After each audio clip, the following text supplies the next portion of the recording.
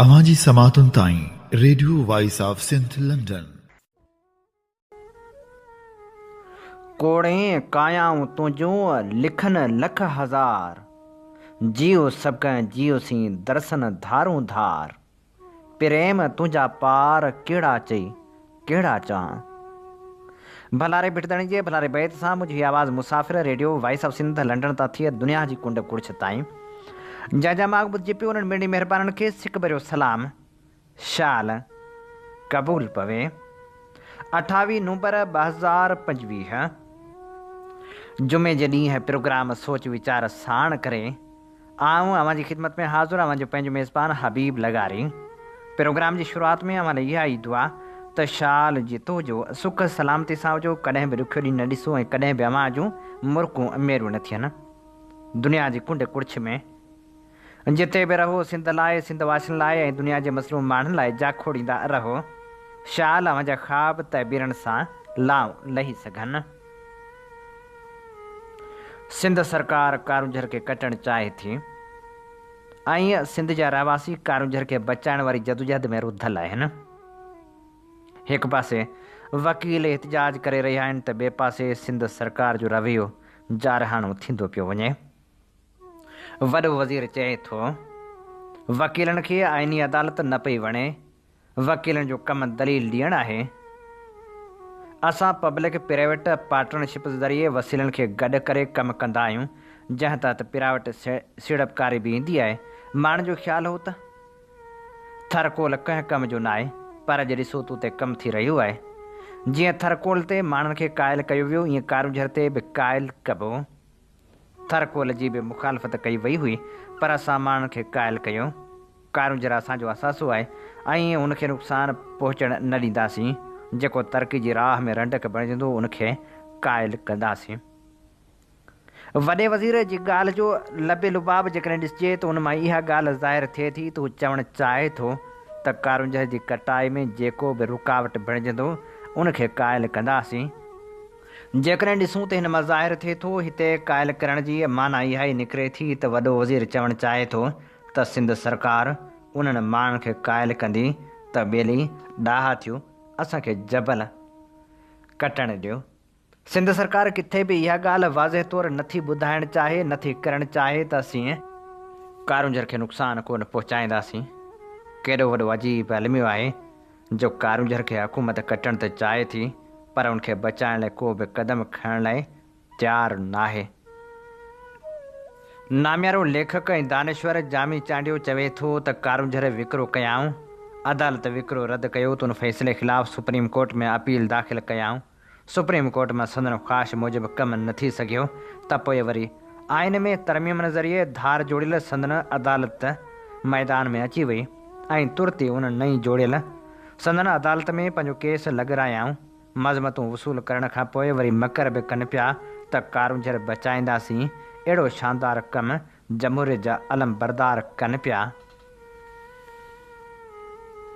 आफ़ताब आलिम महर लिखे थो कारूंझर थरपारकर जी धरती ते बीठल सिर्फ़ु जबल न आहे, पर सिंध जे रूह, तारीख़, सक़ाफ़त, अक़ीदत ऐं फितरत जो अलामती निशान आहे।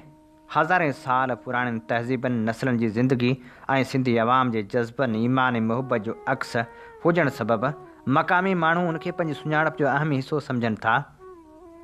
कारूंझर न रुॻो मक़ामी माण्हुनि जी रोज़मर्रा जी ज़िंदगी सां जुड़ियल आहे, पर उहो सिंध जी तारीख़, सक़ाफ़त ऐं आलमी रूहानी विरसे जो अहम नुमाइंदो पिणु आहे। बरसाति खां पोइ कारूंझर जो कुदरती हुस्न वधीक नुमायां थिए थो। जॾहिं उनजे आबशारनि मां साफ़ पाणी वहे थो, साई चादर विछाइजे थी ऐं जबल जे घाटियुनि मां नायाब जड़ी बूटियूं, जानवरनि जी पनाहगाह ऐं पखियुनि जो ॾेख फितरत जी जमालियात पेश करे थो। हीअ जबल थरियण लाइ हयाती जो अहम ज़रियो आहे, जंहिंमें माहौलियाती तवाज़न, चरागाह ऐं पाणी शामिल आहिनि। उनजे कुदरती वसीलनि में मक़ामी माण्हू पाणी, चरागाह ऐं जड़ी बूटियुनि सां गॾोगॾु पंहिंजो गुज़ारो यकीनी बणाइनि था, जेके हिते जी ज़िंदगी जो बुनियादी हिसो आहिनि। कारूंझर सिर्फ़ु फितरी जबल न आहे, पर क़दीम अक़ीदनि, हिंदू मत, जीन मत ऐं ॿियनि मक़ामी मज़हबनि जा मुक़दस माग मंदर, ग़ार अंदर, इबादतगाहूं ऐं पेरनि जा दग पिण मौजूदु आहिनि, जेके सिंध जे सकाफ़ती ऐं रूहानी विरसे जो अहम हिसो आहिनि। मक़ामी माण्हुनि जो जबल सां जज़्बाती तालुक़ गहरो आहे ऐं उहे उन जी हिफ़ाज़त खे पंहिंजी ज़िंदगी सां जुड़ियल सम्झनि था। उहे जबल जी पाकीज़गी, फितरत जे हुसन ऐं तारीख़ी अहमियत खे पंहिंजी ज़िंदगी जो लाज़मी हिसो सम्झनि था। गुज़िरियल सालनि खां कारूंझर खे ग्रेनाइट धमाकनि ज़रिए टोड़ण जूं कोशिशूं जारी आहिनि। सिंध हाई कोर्ट हिन जबल खे सकाफ़ती ऐं तारीख़ी विरसो करार ॾेई कटाई ते पाबंदी लॻाई हुई, पर कुझु क़ुवतूं फ़ैसिलनि खे चैलेंज करे जबल जी तबाही जा रस्ता खोलणु चाहिनि थियूं। कारूंझर जो केस वफ़ाक़ी आइनी अदालत ॾांहुं मुंतक़िल कयो वियो आहे, जेको वफ़ाक़ी कब्ज़े खे वधाइण जो वाज़िह मिसाल आहे। 27वीं तरमीम वफ़ाक़ी कंट्रोल जा दरवाज़ा खोलण लाइ अहम क़दम आहे, जंहिं ज़रिए सिंध जो पाणी, ज़मीनूं, बेला, कोयलो, गैस, बंदरगाहूं ऐं ॿियनि वसीलनि ते वफ़ाक़ी कब्ज़े जा मौक़िया वधी सघनि था। जेकॾहिं कारूंझर वफ़ाक़ी कंट्रोल हेठि अचे थो त आवाम जी रज़ामंदी खां सवाइ वसीलनि ते कब्ज़ो मुमकिन आहे त पोइ सिंध जी वहदत, ख़ुदि मुख़्तियारी ऐं सकाफ़ती सुञाणप लाइ वॾो ख़तरो आहे। सिंध जी वकील बिरादरी कारूंझर जे तहफ़्फ़ुज़ लाइ सरगर्म रही आहे। सखर, कराची ऐं हैदराबाद में वकीलनि अदालती कार्रवाइनि जो बैकाट कयो ऐं ऐलान कयो त 27वीं तरमीम क़बूल न आहे। वफ़ाक़ी अदालत में केस न हलायो वञे। हज़ारे रुकावटुनि जे बावजूदि वकील CM हाउस ताईं पहुची एहतजाज कंदा रहिया। मक़ामी इंतिज़ामी रुकावटुनि खे हटाए वियो। संदन मौक़िफ़ आहे त सिंध सरकार फ़ौरी तौर कारूंझर बाबति वफ़ाक़ी केस वापसि वठे ऐं सूबाई सतह ते जबल जे तहफ़्फ़ुज़ खे यकीनी बणाए। जॾहिं त इलाइक़े वासी पिणु कारूंझर जी हिफ़ाज़त लाइ सरगर्म आहिनि। सॼी सिंध कारूंझर लाइ आवाज़ बुलंद करे रही आहे। उन जो मौक़िफ़ आहे त जबल खे रूहानी, सकाफ़ती ऐं इक़्तिसादी सुञाणप तौरु बचायो वञे ऐं कंहिं बि मनसूबे या वसीलनि जी खोटाई मक़ामी रज़ामंदी खां सवाइ नथी हली सघे। असां सिंध वासियुनि जो बि इहो ई नारो आहे त सिंध जे वसीलनि ते को बि वार बर्दाश्त न कंदासीं। हीअ असीं अव्हां जी ख़िदमत में पेश करे रहिया हुआसीं आफ्ताब आलम जो लिखियल ख़ूबसूरत लेख। अवां जी समातुनि ताईं radio voice of Sindh London. आम हीअं ॿुधी रहिया आहियो radio voice of Sindh London. अव्हां जी ख़िदमत में प्रोग्राम पेश कयो पियो वञे सोच वीचार जे हिन सफ़र में आऊं अव्हां सां मुखातिब अव्हां जो पंहिंजो मेज़बान हबीब लगारी। जीअं तव्हीं ॼाणो था त असीं radio voice of Sindh London तां अव्हां जी ख़िदमत में उहे प्रोग्राम पेश कंदा आहियूं जिन में सचाई जा सॾ हूंदा आहिनि, जिन में तारीख़ जा अमल वर्क हूंदा आहिनि। असीं चाहियूं था त हीउ सफ़र सफलता माणे, जंहिं लाइ असांखे अव्हां जे साथ ऐं सहकार जी ज़रूरत आहे। अचो हिन सफ़र में असां सां हमक़दम बणिजो। असांजा प्रोग्राम वधि में वधि दोस्तनि ताईं पहुचायो। यूट्यूब जे चैनल खे सब्सक्राइब करियो ऐं ॿुधंदा रहो radio voice of Sindh London. जेकॾहिं अव्हीं असांजी लाइव नशरियात ॿुधणु चाहियो था त पंहिंजे मोबाइल फ़ोन जे प्ले स्टोर में वञी सर्च करियो radio voice of Sindh London. Pakistan में ॿियनि मसइलनि सां गॾु बेरोज़गारी जो मसइलो ॾींहों ॾींहुं वधी रहियो आहे।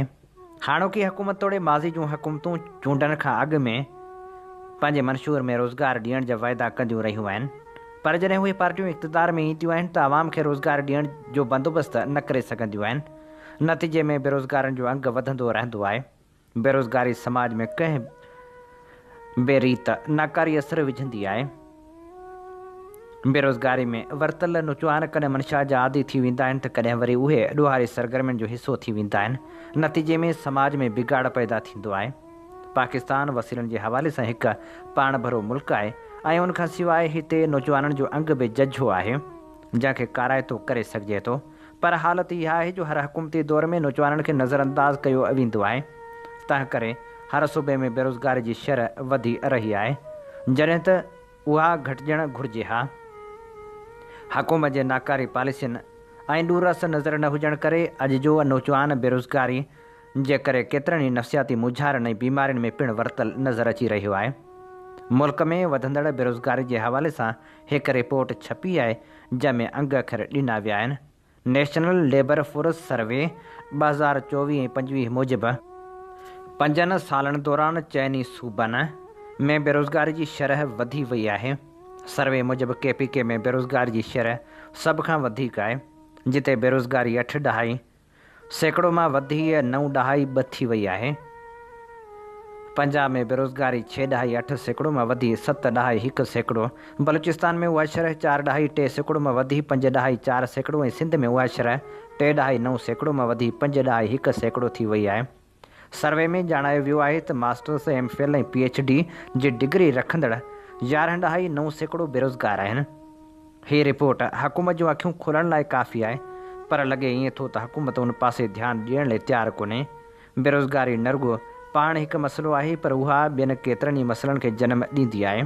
हिन वक़्तु मुल्क में नवाज़ लीग जी हुकूमत आहे। छा उनखे अंदाज़ो आहे त मुल्क में वधंदड़ बेरोज़गारी अॻियां हली हाणोकी हुकूमत लाइ पिणु मसइला पैदा करे सघे थी। जॾहिं त आवाम कंहिं बि पार्टी खे वोट उन बुनियाद ते ॾींदो आहे त उहा उनखे इज़त भरियो रोज़गारु ॾींदी। असीं सम्झूं था त मुल्क में वधंदड़ बेरोज़गारी हिकु ॻणती जोगी ॻाल्हि आहे, जिते ध्यानु ॾियण जी ज़रूरत आहे। मुल्क में वधि खां वधि रोज़गार ॾियण जा मौक़ा पैदा करणु घुरिजनि त जीअं बेरोज़गारी खां बची सघिजे, ऐं जेको नौजवान नस्ल घरनि में वांदो वेठो आहे उन जी सलाहियतुनि मां फ़ाइदो वठी सघिजे। उन करे ज़रूरत इन ॻाल्हि जी आहे त चइनी सूबनि जूं हुकूमतूं इन मामले ते संजीदगी सां वीचारनि त जीअं मुल्की तरक़ी में नौजवान जो हिसो पती शामिल थी सघे ऐं उहे मुल्क छॾण जो न सोचनि। मुल्क में जॾहिं एहतिसाब जूं ॻाल्हियूं थींदियूं आहिनि तॾहिं हिकु सुवाल वरी बि हाव ते हुरी ईंदो आहे त छा इस्टेब्लिशमेंट उन्हनि फ़ौजी जनरलनि जो एहतिसाब कंदी जेके कंहिं न कंहिं तरीक़े हिन समाज खे यरगमाल बणाइण में पंहिंजो अहम किरदारु अदा कंदा रहिया आहिनि। सवाल इहो बि ईंदो आहे त इस्टेब्लिशमेंट छा जनरल रिटायर्ड बाजवा जो एहतिसाब थियणु ॾींदी। मियां नवाज़ शरीफ़ जी सुई अञा उते ई अटकियल आहे। हू जनरल फैज़ सां गॾु जनरल बाजवा, जस्टिस साक़िब निसार ऐं ॿियनि जो बि एहतिसाब चाहे थो। जजनि जो एहतिसाब त माज़ी जो किसो बणिजी वियो आहे, पर जनरल बाजवा खे बि केरु पुछाणो न कंदो, छो त अॻूणो आर्मी चीफ इस्टेब्लिशमेंट जो हिसो हो। हू 6 साल पाक फ़ौज जो सरबराह रहियो ऐं गुज़िरियल साल योम शोहदा जे मौक़े ते हूअ मौजूदा फील्ड मार्शल आसिम मुनीर सां गॾु मौजूदु हो। फ़ौज पैगाम ॾेई छॾियो त असां पंहिंजे अॻूणे सरबराह जो एहतिसाब थियणु न ॾींदासीं। जनरल बाजवा जे एहतिसाब जी ख़्वाहिश नवाज़ शरीफ़ जे भाउ शहबाज शरीफ़ ऐं संदसि धीउ मरियम नवाज़ जी बि नाहे। ॿिए पासे सहाफ़ी हमाद हसन ट्वीट कंदे नवाज़ शरीफ़ खे मुखातिब थींदे लिखियो त जनरल बाजवा, जनरल ज़हीरुल इस्लाम पिंडी में, जस्टिस साक़िब निसार, एजाज़ुल अहसन ऐं मज़ाहिर नक़वी लाहौर, जॾहिं त जनरल आसिफ़ गफ़ूर इस्लामाबाद में रही रहिया आहिनि। उन सभिनी शहरनि में तव्हांजी हुकूमत आहे।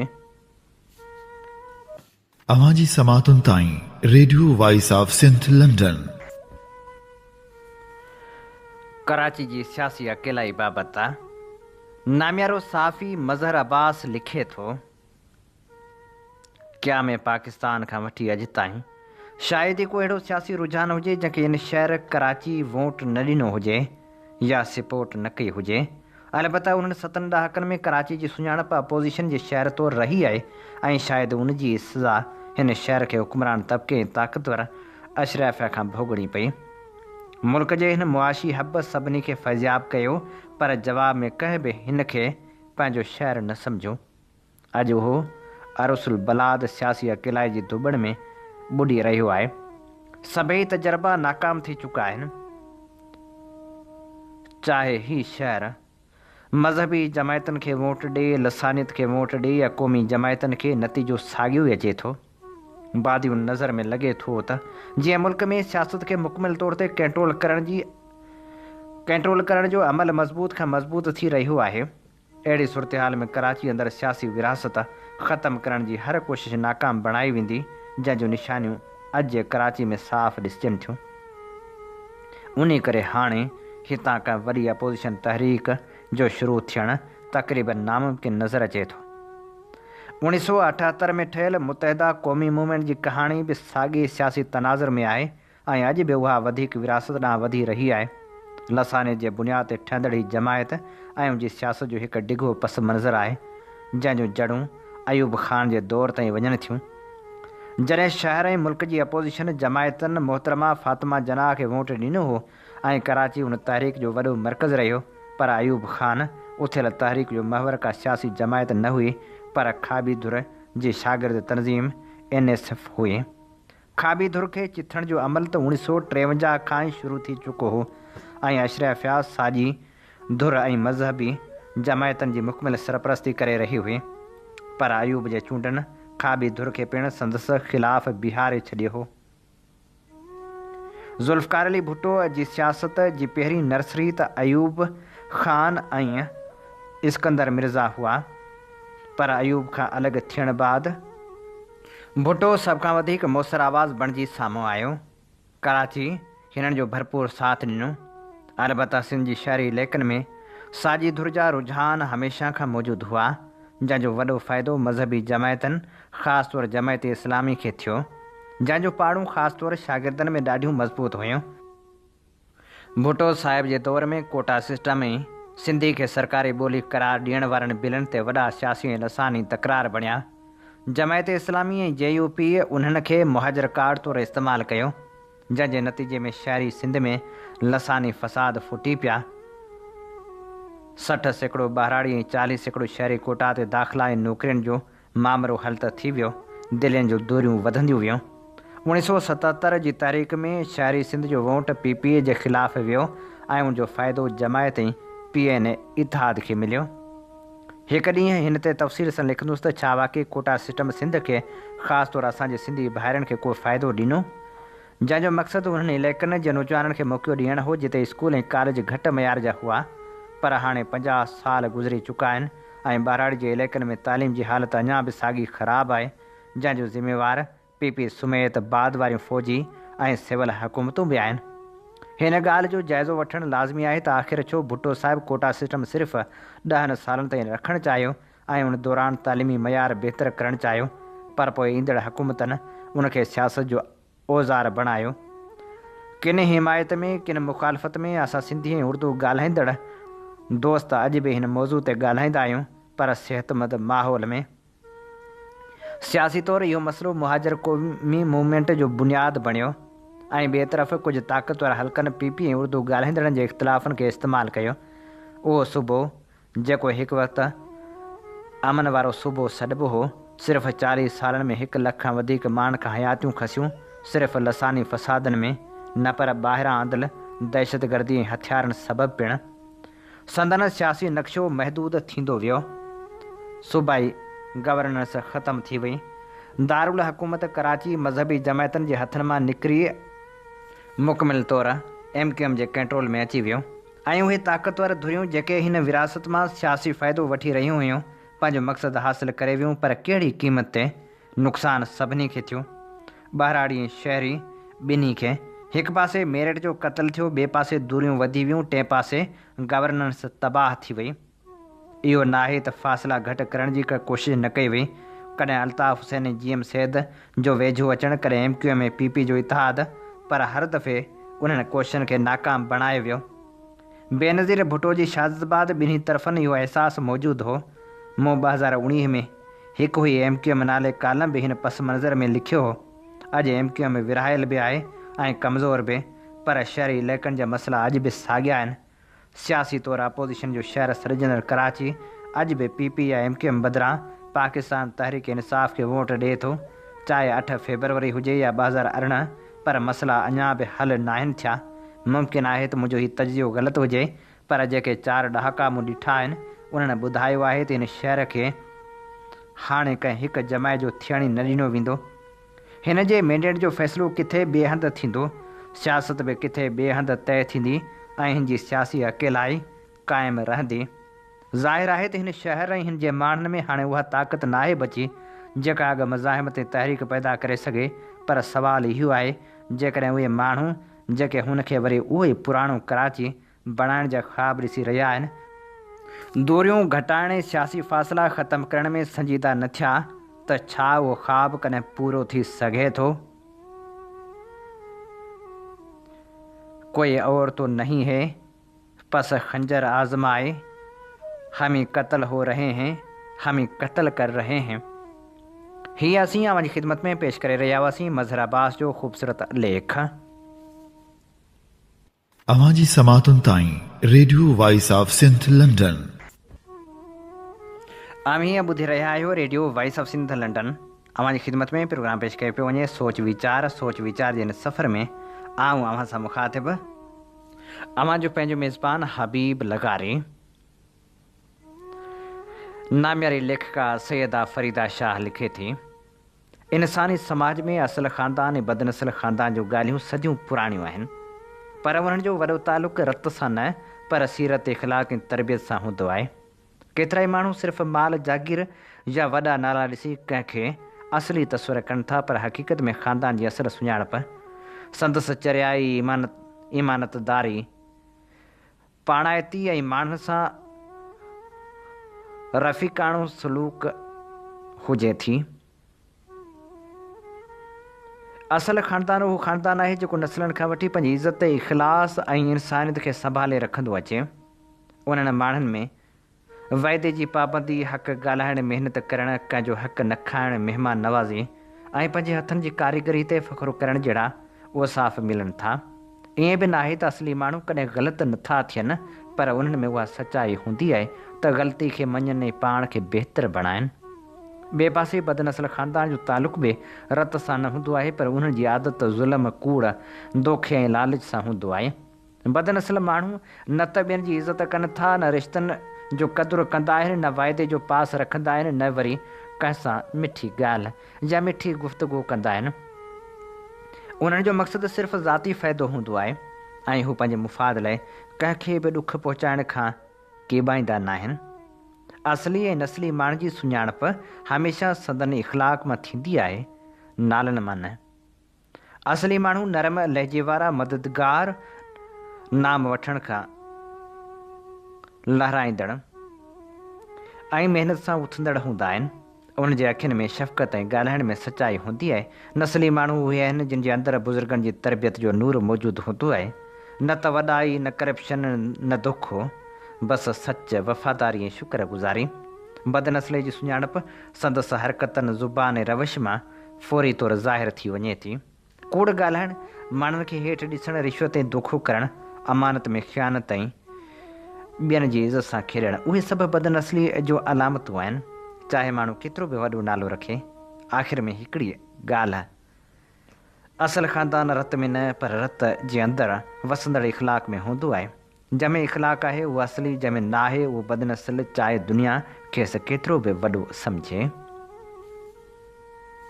प्रोग्राम सोच वीचार में हाणे शामिलु करियूं था सिलसिलो हिकु शाइर। अॼु असीं अव्हांजे समातनि जी नज़र करियूं था नाम्यारे शाइर लियाकत अली लियाकत जी ख़ूबसूरत शाइरी। लुढ़क पंहिंजा उघो, मुस्कुरायो ज़रा, ज़िंदगी गीत आ गुनगुनायो ज़रा, नैण तुंहिंजा सुबुह जे निहारण जियां, नैण तुंहिंजा सुबुह जे निहारण जियां, रोशनी थी खपे अखि मिलायो ज़रा, कंहिं ॾिठो आहे मरण बाद कंहिंजो मिलण, ज़िंदगी में कॾहिं ॻल लॻायो ज़रा, राति ख़ामोश आ चंड भी माठ आ, पंहिंजो चूड़ियूं पिरी खनखनायो ज़रा, दोस्त दुश्मन नज़र सां ॾिसी आ रहियो, दुश्मननि खे ख़बर ई ॿुधायो ज़रा, ख़ूबसूरत पिरी रूप तुंहिंजो ॾिसां, रुख़ तां परदो खणी अॼु हटायो ज़रा, प्यार जी राह में छांव लियाकत कई, ॼाण तय थियो सफ़र विख वधायो ज़रा, मां वसीहा मगर मुख़्तसर थो रहां, आऊं इम्तिहान अहले नज़र थो रहां, इश्क इस्लाम आ सूंह परवरदिगार, मां ॿिन्ही सां कठे बेफ़िक्र थो रहां, हाणे इंसान खे मिलणो आराम आ, आऊं हालात खां बाख़बर थो रहां, कीन मूंखे कॾहिं भुलिजी बि छेड़जां, मां हशर खां वॾो को हशर थो रहां, कोन सघंदी सुकाए हवा काई बि, मां जो महिनत कशी जो पघर थो रहां, हिते ई माणे वठां पंहिंजे इंसाफ़ खे, का हशर जो छो मां मुंतज़र थो रहां।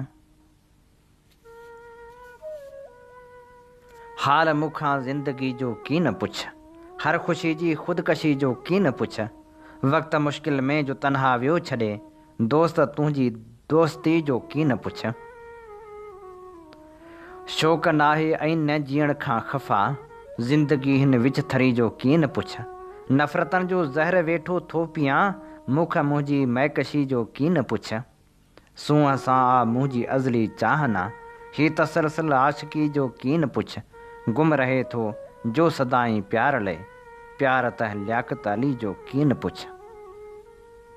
सजण सां मिलण जा बहाना थो ॻोल्हियां, अखियुनि जा मां सपना सुहाना थो ॻोल्हियां। सजण सां कठे हुउसि, सुखनि सां कठे हुउसि, ज़माना से सुख जा ज़माना थो ॻोल्हियां। न हित जा रहियासीं न हुत जा रहियासीं, कढिया इश्क जेके दुहाना थो ॻोल्हियां। ॿधा ॻोठ नफ़रत मोहबत लॾे वई, मोहबत जा मां आशियाना थो ॻोल्हियां। अॻियां सूर दिलि जा थिया झूर लियाकत, वरी सूर ताज़ा तवाना थो ॻोल्हियां। वरी दिलि चरी खे सजण यादि आयो, अखियुनि खे बि ॿीहर रुअण यादि आयो। पाणी खां जो ॿाहिरि ॾिठमि कंहिं मच्छी खे, कॾहिं दिलि जो कंहिं लाइ लुछण यादि आयो। खवें गाज ते जो खिवण राति प्यारा, उन्ही वक़्तु तुंहिंजो खिलण यादि आयो। वरी काई मुश्किल लाहे पेश आई, ख़ुदा तुंहिंजे आॾो झुकण यादि आयो। मरी को वियो अॼु जनाज़ो जो निकितो, त महफ़िल तुंहिंजी मां उथण यादि आयो। कटियमि राति सारी ओसीड़े में लियाकत, जॾहिं थी सुबुह पोइ सुम्हण यादि आयो। वरी दिलि चरी खे सजण यादि आयो, अखियुनि खे बि ॿीहर रुअण यादि आयो। इश्क असांखे ताणे मारी, शाम सुबुह हर टाणे मारी। पंहिंजे मूंसां कुझु बि करी हा, सूंह अॻियां छो आणे मारी। गुमनाम हुयसि केॾो ख़ुशि मां, मूंखे छो वाखाणे मारी। अखियुनि सां पीआरियो नशे खां बची पऊं, वठो दिलि असांखां ख़फ़े खां बची पऊं। दुआउनि सवाइ मिली पोइ असांखे, ख़ुदा जे बि थोरे थधे खां बची पऊं। असांखे पीआरियो ज़हर इश्क जानी, अकुल जे खटे ऐं मिठे खां बची पऊं। खिली जे निहारियो असां ॾे ओ साईं, सदाले ग़मनि जे ॾचे खां बची पऊं। कॾहिं पंहिंजा कॾहिं लॻो अजनबी था, थियो हिक पासे वसवसे खां बची पऊं। अचो पाण गॾिजूं हयाती में लियाकत, मरण बाद वारे ॾटे खां बची पऊं। हीअ असीं अव्हांजी ख़िदमत में पेश करे रहिया हुआसीं नामियारे शाइर लियाकत अली लियाकत जी ख़ूबसूरत शाइरी।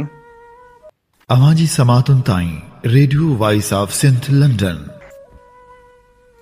सोशल मीडिया ते हिकिड़ी लिखणी नज़रनि मां गुज़री। पाकिस्तान जी आवाम जो खुलियल सवाल जनरल आसिम मुनीर ऐं रियासती इदारनि खां 5.3 ट्रिलियन रुपयनि जी बदउनवानी जो असल ज़िम्मेवार केरु आहे ऐं ग़रीब माण्हू उन कर्ज़ खे छो भरियनि। आलमी इदारे IMF पंहिंजी सरकारी रिपोर्ट में पाकिस्तान जी तारीख़ जो सभ खां वॾो माली ॾोह बेनक़ाब कयो आहे, जंहिंमें लिखियलु आहे त सिर्फ़ 2 सालनि में रुगो करप्शन सां लाॻापियल 5.3 ट्रिलियन रुपया यानी 5,310 अरब रिकॉर्ड ते आया आहिनि, जॾहिं त असल करप्शन जो हजम उन खां केतिरा भेरा वधीक आहे। उहा बदउनवानी कंहिं आम माण्हू न कई आहे, उहा करप्शन कंहिं मज़दूर, कंहिं उस्ताद, कंहिं क्लार्क या कंहिं ग़रीब न कई आहे। हीअ 5.3 ट्रिलियन रुपया सिर्फ़ ऐं सिर्फ़ ताक़तवर अशराफिया, सियासतदाननि, जर्नलनि, वापारियुनि ऐं इदारनि जे अंदरि वेठल बासर माण्हुनि जे हथनि सां लुटिया विया आहिनि। पर असल सवाल उभरे थो, जनरल आसिम मुनीर साहिब, अव्हां जो इस्टेब्लिशमेंट, अव्हां जा इदारा, अव्हां जा एहतसाबी निज़ाम, अव्हां जा इंटेलिजेंस विंग, अव्हां जा फिनांस कंट्रोलर, उहे सभु किथे हुआ जॾहिं 5.3 ट्रिलियन रुपया लुटिजंदा रहिया। पाकिस्तान में हर कॉन्ट्रैक्ट फ़ौजी ऐं सिविल इंटेलिजेंस चेक करे थी। हर वॾो प्रोजेक्ट इस्टेब्लिशमेंट जी मंज़ूरी खां सवाइ शुरू नथो थिए। हर दरामदी बरामदी कोटा ताक़तवर हथ कंट्रोल कनि था। बंदरगाहनि, कॉलेज, लाइसेंस, मैदनियात, ज़मीननि ऐं सब्सिडियुनि में हर क़दम ते इदारनि जो असरु आहे। पोइ बि 5.3 ट्रिलियन रुपया लुटिजी विया। हीअ कीअं मुमकिन आहे बग़ैर रियासती सरपरस्ती या संगीन नाअहली जे। ग़रीब माण्हू जो असल सवाल त आख़िर जॾहिं अशराफिया ऐं इदारनि लुटमार कई त कर्ज़ ग़रीब अवाम छो भरे। केतिरनि सालनि खां पेट्रोल ते टैक्स ग़रीब भरे, बिजलीअ जो टैक्स ग़रीब भरे, गैस जो व्याज ग़रीब भरे, वापारियुनि जी स्मगलिंग ग़रीब भरे, अशराफिया जे टैक्स माफ़ी जो ॾंड बि ग़रीब भरे। फ़ौजी वाधारा ग़रीब भरे, नायल हुकूमतनि जी नाकामी जो बिल बि ग़रीब भरे ऐं IMF जो कर्ज़ ऐं व्याज बि ग़रीब भरे। पर जेके अरबें रुपया ताक़तवर जे गिचनि में विया उन्हनि मां का बि शख़्सियत गिरफ़्तार न आहे, को बि इदारो जवाबदार न आहे। छो? जनरल आसिम मुनीर साहिब क़ौम अव्हां खां 7 वॾा सुवाल करे थी। 5.31 ट्रिलियन रुपया कहिड़नि इदारनि कहिड़नि शोबनि मां लुटिया विया? उन्हनि ते सहियूं कंदड़, मंज़ूर कंदड़, हिसो वठंदड़ केरु हुआ? छा माली दरामदी माफ़िया ऐं अशराफिया खे रियासती सरपरस्ती हासिल हुई? जेकॾहिं मुल्क जा वसीला इस्टेब्लिशमेंट जी सिधी निगरानी हेठि आहिनि त पोइ एतिरी करप्शन जो ज़िम्मेवार केरु आहे?